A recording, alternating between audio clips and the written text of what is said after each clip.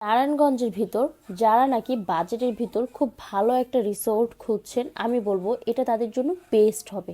যেখানে শুধু আপনি মন খুলে আনন্দই না, এভাবে নদীর পাড় বসে বসে ভিউ দেখতে দেখতে খাবার খেতে পারবেন।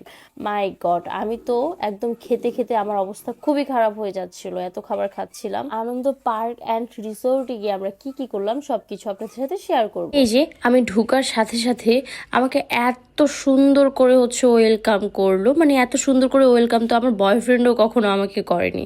আমি তো খুব বেশি খুশি হয়ে গিয়েছিলাম। এরপর খাবার দাবারের কথা আর কি বলবো, মানে ওদের মানে রিসোর্টের খাবারগুলো এত মজা আমি আপনাদেরকে বলে বুঝাতে পারবো না। আর যিনি রান্না করেছে তাকে আমার অনেক অনেক বেশি ধন্যবাদ, কারণ প্রত্যেকটা খাবারই খুব বেশি মজা। আর এই তো আমি আমার ভালোবাসার মানুষদের সাথে একটু সেলফি নিচ্ছিলাম। আর সব থেকে মজার কথা হলো সুইমিং পুলের পাশেই আমি পাখি দেখতে পেলাম যারা নাকি কথাও বলতে পারে। ও মাই গড।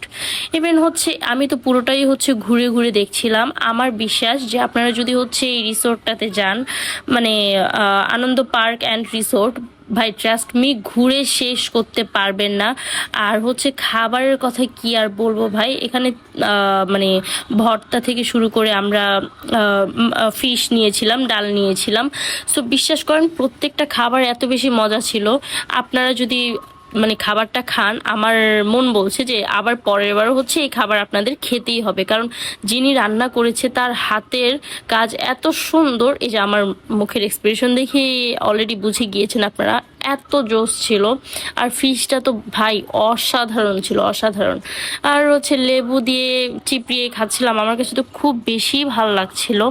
সো এই তো শেষ করে একটু ঘুরে ঘুরে ক্লিপ নিয়ে নিচ্ছিলাম, কারণ আমি এখানে একদিন ছিলাম ভাই, ঘুরে শেষ করতে পারতেছিলাম না। আর মানে আমার মনে হয় শীতকাল যেহেতু এসেছে, ব্যাডমিন্টন খেলার জন্য বেস্ট একটা জায়গা হবে। এই তো নদীর পাড় বসে বসে এরকম মানে টেবিলে বসে খাওয়ার মজাটা আপনারা বুঝতে পারছেন।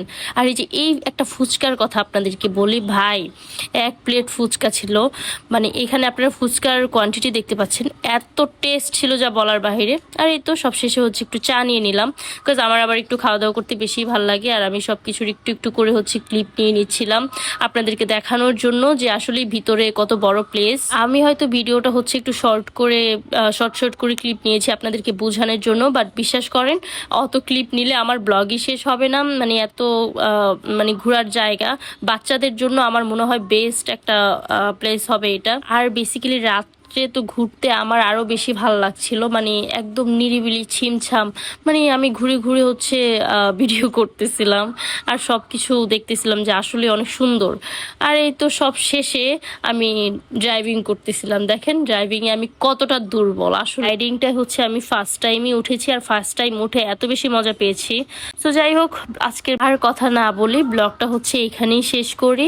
আপনারা যদি কেউ গিয়ে থাকেন অবশ্যই কমেন্ট করে জানাবেন যে তাদের রিসোর্টটা কেমন ছিল। আর যারা যাননি আমি বলবো যে অবশ্যই আপনাদের একবার যাওয়া উচিত। তো সবাই ভালো থাকবেন, সুস্থ থাকবেন, আল্লাহ হাফেজ।